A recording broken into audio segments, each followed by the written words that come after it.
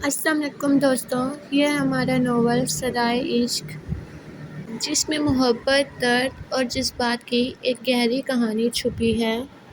ہر episode آپ کو ایک نئے موڑ پر لے جائے گا، جہاں دل ٹوٹے گا بھی اور جڑے گا بھی۔ امید ہے آپ کو یہ کہانی پسند آئے گی۔ آئیے تو چلتے ہیں اپنی ایپیسوڈ کی طرف۔ ایپیسوڈ 7، از قلم ماہرہ خان۔ اسلام آباد کی صبح اپنے پورے سکون اور وقار کے ساتھ پھیلی ہوئی تھی۔ سورج کی ہلکی سنہری روشنی شیشوں سے ٹکرا کر شاداب گروپ آف انڈسٹری کے جدید آفس میں داخل ہو رہی تھی۔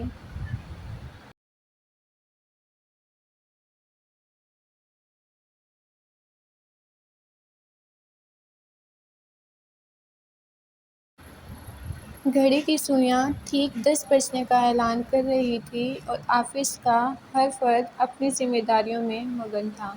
کمپیوٹر اسکرینوں کی مدھم روشنی، فائلوں کی سرسراہٹ اور ہلکی ہلکی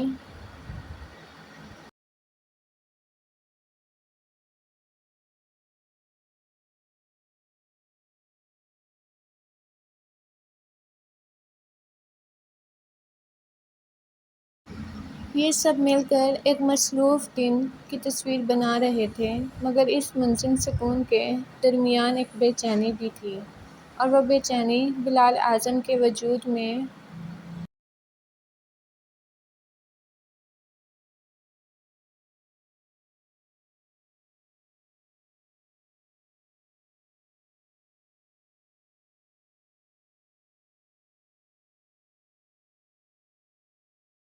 سمٹ آئی تھی۔ وہ مسلسل ایک جگہ سے دوسری جگہ چکر لگا رہا تھا، اس کے قدموں میں ٹھہراؤ نہیں تھا، اور پیشانی پر ہلکی سی شکن اس کے اندر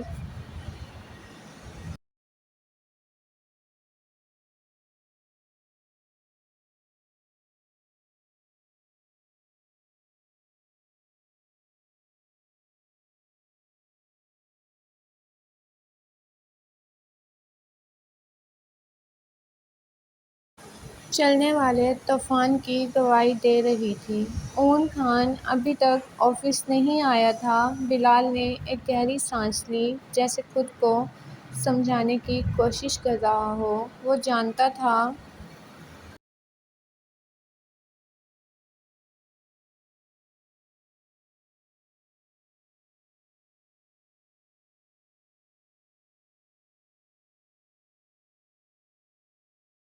بخوبی جانتا تھا کہ اون کیوں نہیں آیا۔ یہ محض غیر حاضری نہیں تھی، بلکہ ایک اندرونی جنگ تھی، ایسی جنگ جس میں انسان خود ہی میدان بھی ہوتا ہے اور دشمن بھی۔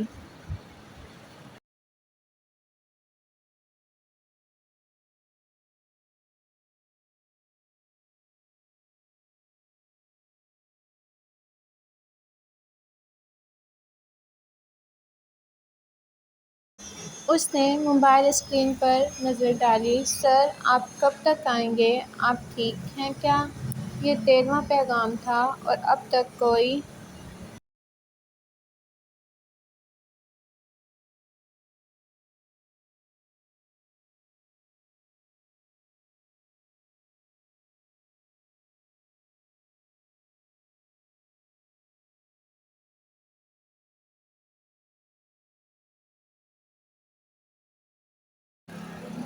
جواب نہیں آیا تھا۔ بلال کے اندر ایک اور جذبہ بھی سلگ رہا تھا، غصہ، اور یہ غصہ مرضیہ کے لیے تھا، مگر وہ خاموش تھا، کیونکہ کچھ رشتے ایسے ہوتے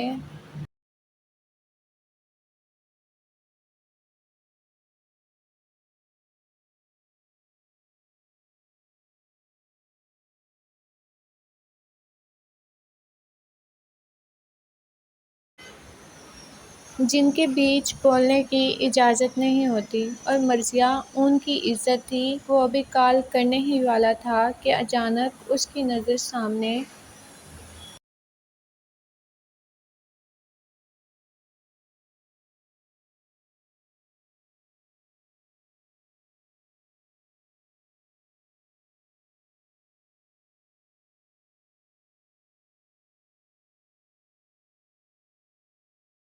مرثیہ پر پڑی۔ مرثیہ وہ آہستہ پر اعتماد قدموں کے ساتھ اس کی طرف بڑھ رہی تھی۔ اس کی چال میں وہی ایمان تھا اور چہرے پر وہی سنجیدگی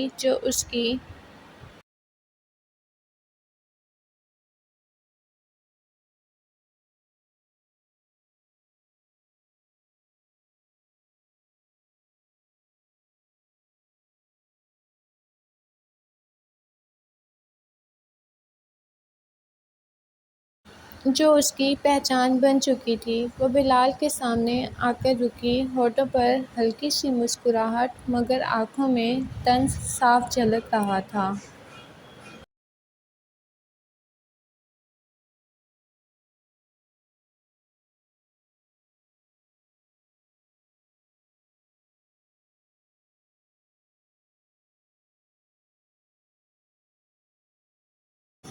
بلال اعظم صاحب، لگتا ہے آپ کے سر آج نہیں آئیں گے۔ اس کی آواز میں ایک خاص انداز تھا، جیسے ہر لفظ ناپ تول کر بولا گیا ہو۔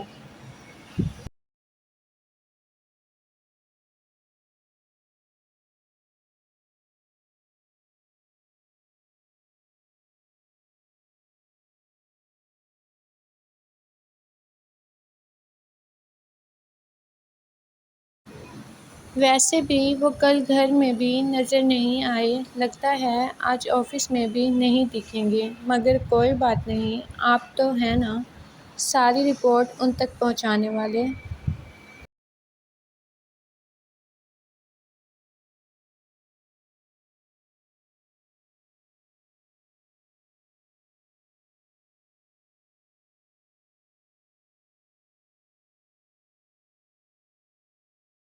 یہ الفاظ سیدھے تھے مگر لہجہ کاٹدار۔ بلال نے کچھ کہنے کے بجائے خاموشی اختیار کی۔ اس نے اپنے اندر اٹھتے غصے کو ضبط کیا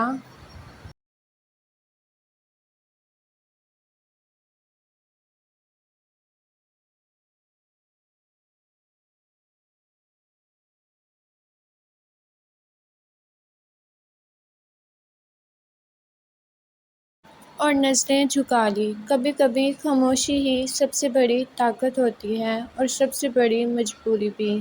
مرثیہ نے ایک لمحے کے لیے اسے دیکھا، جیسے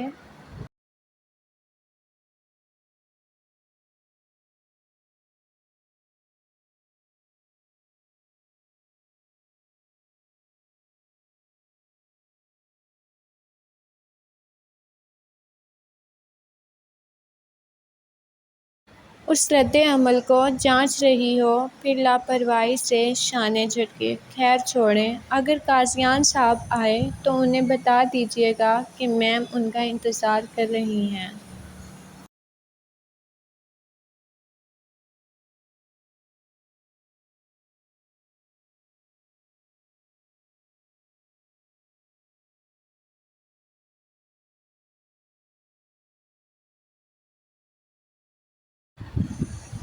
یہ کہہ کر وہ مڑی اور بغیر پیچھے دیکھے میٹنگ روم کی طرف بڑھ گئی۔ دروازہ بند ہونے کی ہلکی سی آواز گونجی اور بلال پھر اکیلا رہ گیا۔ اس نے موبائل اٹھایا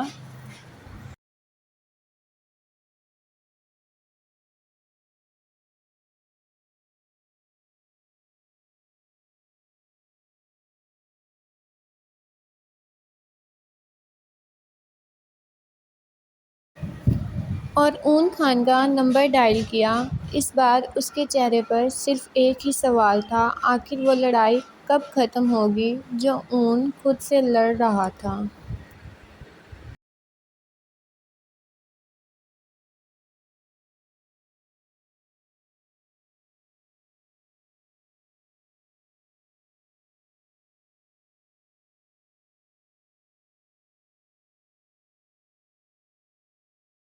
میٹنگ روم اپنی پوری شان و شوکت کے ساتھ ایک سنجیدہ خاموشی میں ڈوبا ہوا تھا۔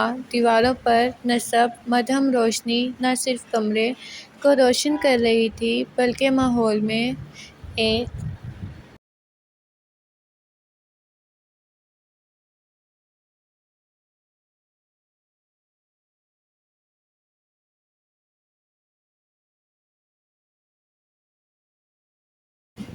پراسرار وقار بھی گھول رہی تھی۔ ہر شے اپنی جگہ ساکت تھی، جیسے وقت نے خود کو تھام لیا ہو۔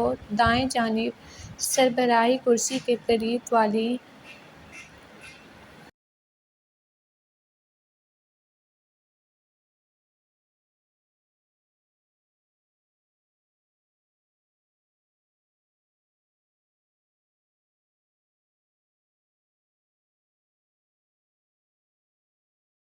نشست پر قاضیان وقار سے بیٹھا تھا۔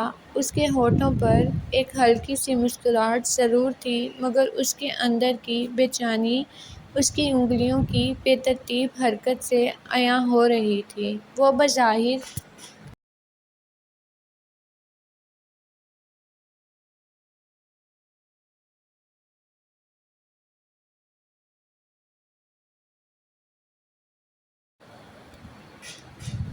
پرسکون مگر اندر سے بے قرار تھا۔ مرکزی کرسی پہ مرضیہ خان بیٹھی تھی۔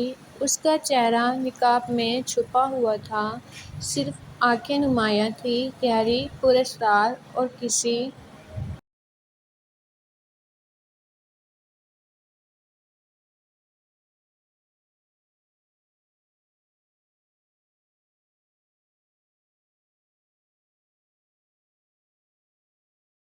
ایک نقطے پر جمی ہوئی۔ ان آنکھوں میں ایک عجیب سی کشش تھی، جیسے وہ صرف دیکھتی نہیں بلکہ حکم دیتی ہوں۔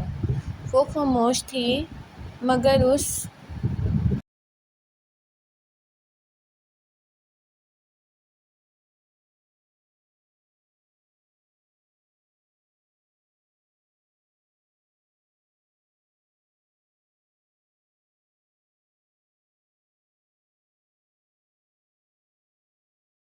کی خاموشی میں ایک مکمل اقتدار بول رہا تھا۔ بائیں جانب والی کرسی خالی تھی۔ اون خان کی مخصوص نشست۔ کمرے میں موجود ہر شخص کی نظریں بار بار اسی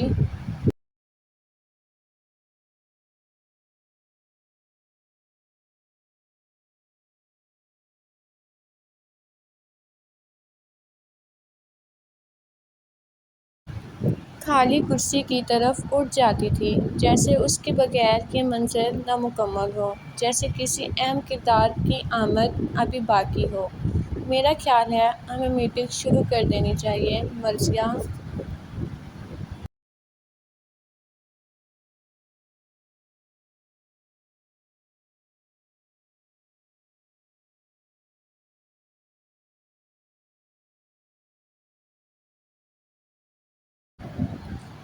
قاضیان کی آواز نرم تھی، مگر اس کے لہجے میں چھپی بے صبری واضح محسوس کی جا سکتی تھی۔ مرضیہ خان نے آہستہ سے اپنی نظریں اٹھائیں۔ ایک لمحہ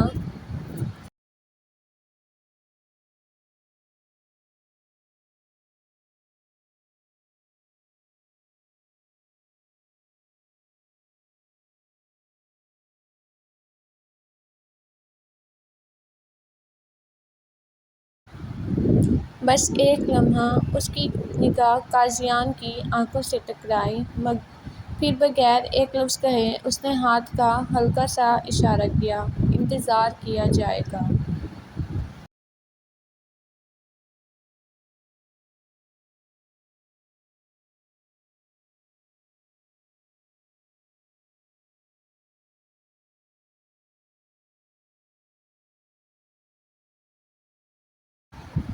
یہ اشارہ مختصر تھا مگر فیصلہ کن۔ قاضیان کے چہرے پر موجود مسکراہٹ ایک لمحے کو جم سی گئی تھی۔ اس کے اندر غصہ ابھرا، مگر اس نے خود کو قابو میں رکھا۔ اس کے جبڑے کی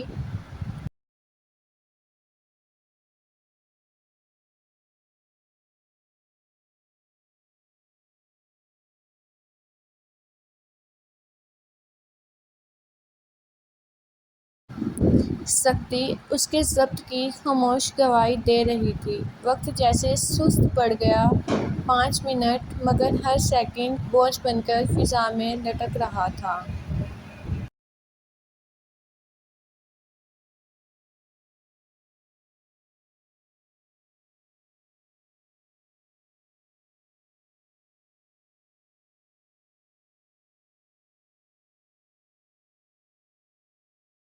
اور پھر اچانک دروازہ کھلا۔ آواز زیادہ بلند نہیں تھی مگر اس خاموشی میں وہ کسی گونج سے کم بھی نہ تھی۔ سب کی نظریں بیک وقت دروازے کی طرف اٹھ گئیں۔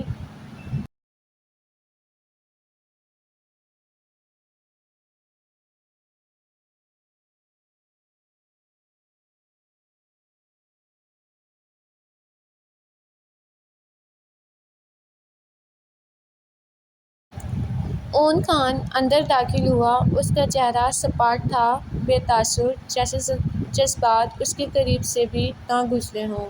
مگر اس کی آنکھیں وہ غیر معمولی حد تک تیز تھیں، ہر چیز کو پرکھتی ہوئی، ہر شخص کو۔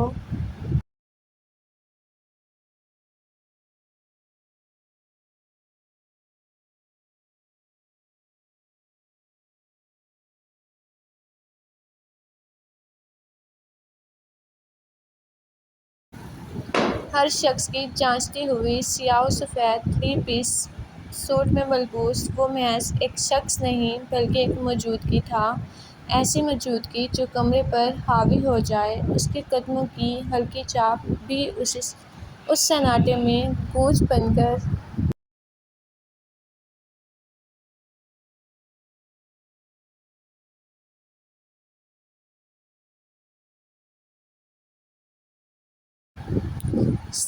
گونج بن کر سنائی دے رہی تھی۔ وہ آہستگی سے آگے بڑھا، بغیر کسی جلد بازی کے، پھر اپنی مخصوص کرسی کے سامنے رکا اور خاموشی سے بیٹھ گیا۔ کمرے کی فضا مزید بوجھل ہو چکی تھی۔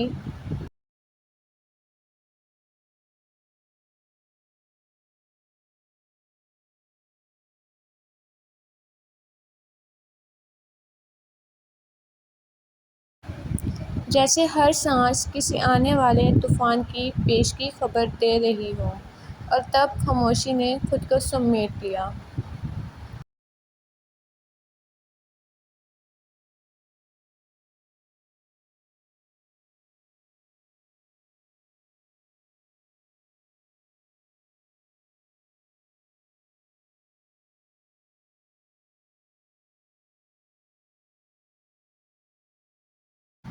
اور پھر اون خان کے پیچھے ایک ایک کر کے معاذ خان، یحییٰ خان، ہارون اور زارون خان اندر داخل ہوئے۔ ان سب کی موجودگی محض موجودگی نہیں تھی، وہ ایک دباؤ تھی، ایک رعب جو کمرے کی فضا پر فوری حاوی ہو گیا۔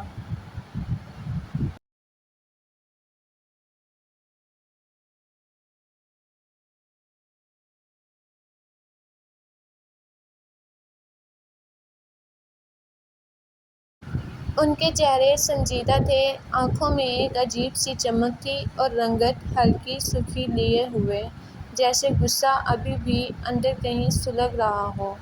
ان کی نظریں صاف بتا رہی تھیں کہ وہ قاضیان کا چہرہ دیکھنا بھی پسند نہیں کرتے تھے۔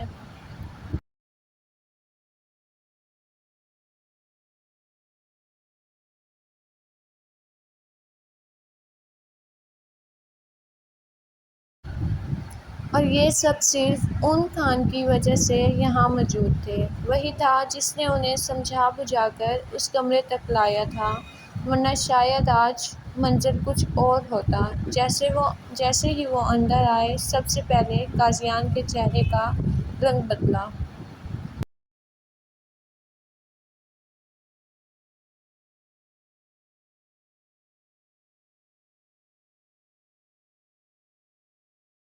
وہ اون خان کو اکیلے نمٹانا چاہتا تھا مگر اب حالات اس کے قابو سے پھسلتے محسوس ہو رہے تھے۔ ایک لمحے کو اس کے دل میں آیا کہ سب کچھ یہیں ختم کر دے، مگر اگلے ہی لمحے اس کی نظر مرثیہ خان پر پڑی۔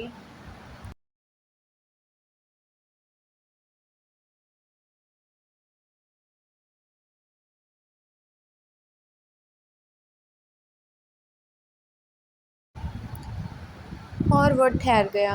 اصل مہرہ ابھی بھی اس کے پاس تھا۔ یہی خیال اس کے اندر ابھرتے طوفان کو تھامنے کے لیے کافی تھا۔ وہ اپنی نشست سے اٹھ کر رسمی انداز میں آگے بڑھنے ہی والا تھا کہ بیٹھے رہیے۔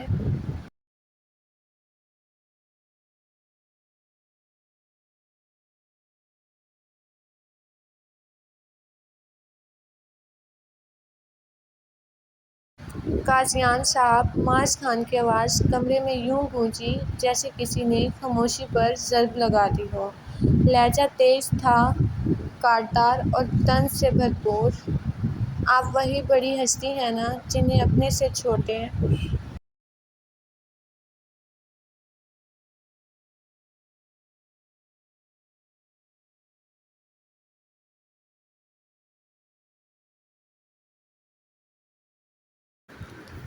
لوگوں سے ملنا بھی گوارا نہیں۔ ایک لمحے کے لیے کمرے میں مکمل سناٹا چھا گیا۔ معاذ خان جانتا تھا مرثیہ کی سخت نظر اس پر جمی ہوئی ہے، مگر اس بات کو رکنے والا نہیں تھا۔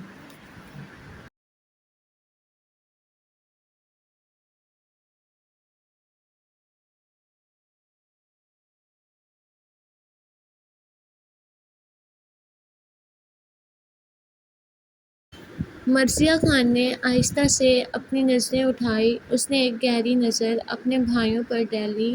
ان کے چہرے، ان کی خاموشی، ان کے اندر چھپا ہوا طوفان، وہ سب کچھ محسوس کر رہی تھی۔ اس نے ایک لمبی سانس لی، جیسے خود کو قابو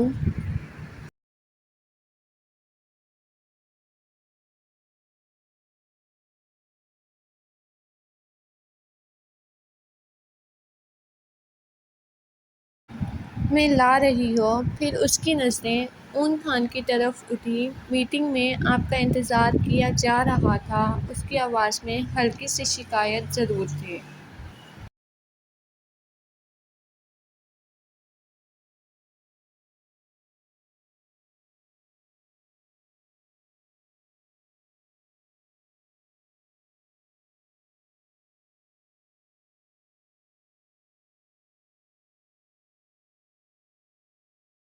مگر وقار اب بھی قائم تھا۔ اون خان نے اس کی طرف دیکھے بغیر ہلکا سا سر ہلایا اور پھر بلال اعظم کو اشارہ کیا۔ بات شروع کرنے کا وقت ہو چکا تھا۔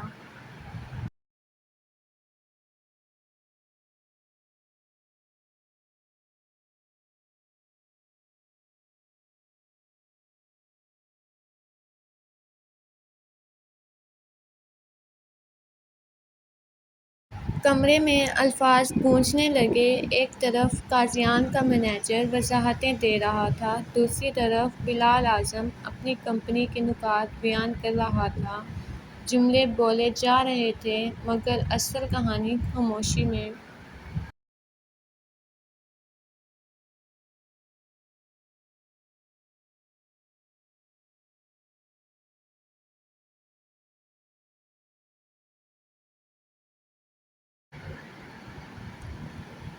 پرکھی جا رہی تھی۔ اون خان آج غیر معمولی حد تک خاموش تھا اور یہی خاموشی مرثیہ خان کو بے چین کر رہی تھی۔ اس کی نظریں بار بار اون کی طرف اٹھتی تھیں، مگر اون کی نظریں جھکی ہوئی تھیں۔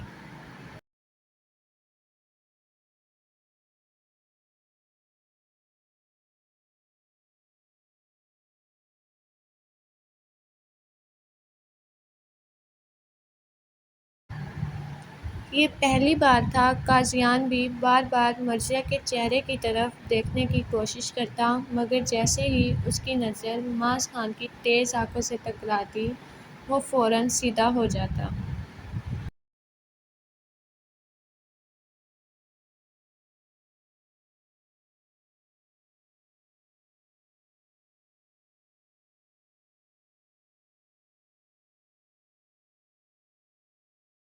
وہ یہاں کوئی خطرہ مول نہیں لینا چاہتا تھا، کیونکہ وہ جانتا تھا اگر حد پار ہوئی تو تیمور خان اسے نہیں چھوڑے گا۔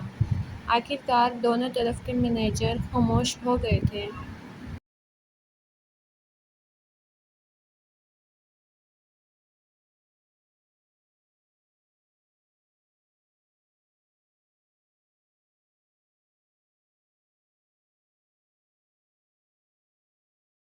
کمرے میں ایک بار پھر وہی دباؤ واپس آ گیا۔ بلال اعظم جھکا اور اس نے آہستہ سے اون خان کے کان میں کچھ کہا، ایک ایسی سرگوشی جو صرف اون ہی سن سکتا تھا۔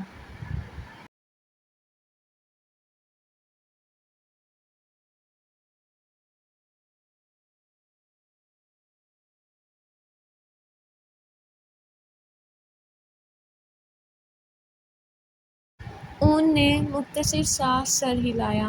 ہاں، بس ایک لفظ، مگر فیصلہ کن۔ مرثیہ میم۔ اب بلال اعظم کی آواز صاف، مضبوط اور پر اعتماد تھی۔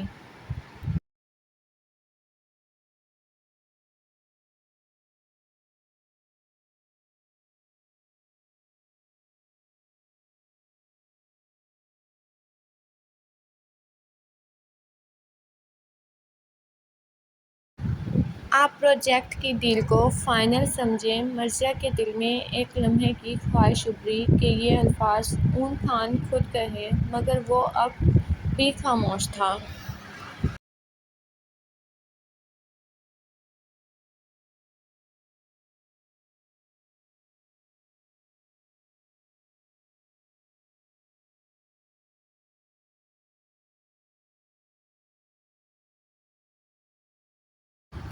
اس نے آہستہ سے اپنی نظریں اپنے چاروں بھائیوں کی طرف اٹھائیں۔ وہ سب صرف اون کو دیکھ رہے تھے۔ ایک لمحہ، بس ایک لمحہ۔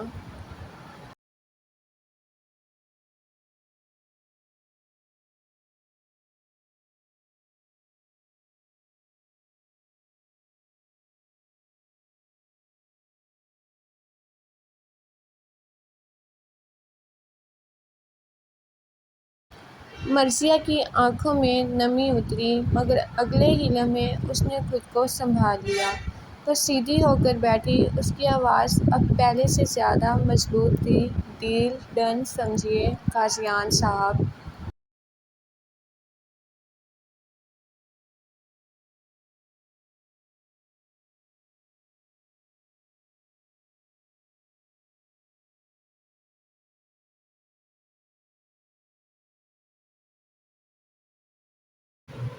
اب اس کے لہجے میں نرمی نہیں، فیصلہ تھا۔ اور اگر اس پروجیکٹ کو سنجیدگی سے نہ لیا گیا تو آج کے بعد ہماری کمپنی آپ کے ساتھ کوئی اور پروجیکٹ نہیں کرے گی۔ ایک مختصر وقفہ، پھر اس نے مزید کہا۔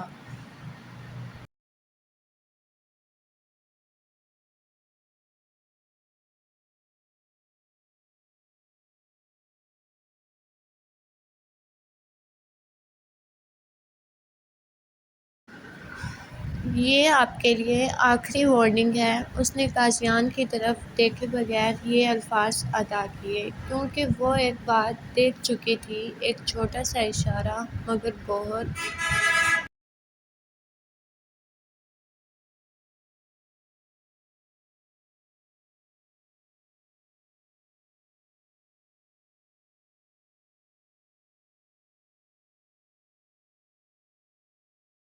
بڑا مطلب۔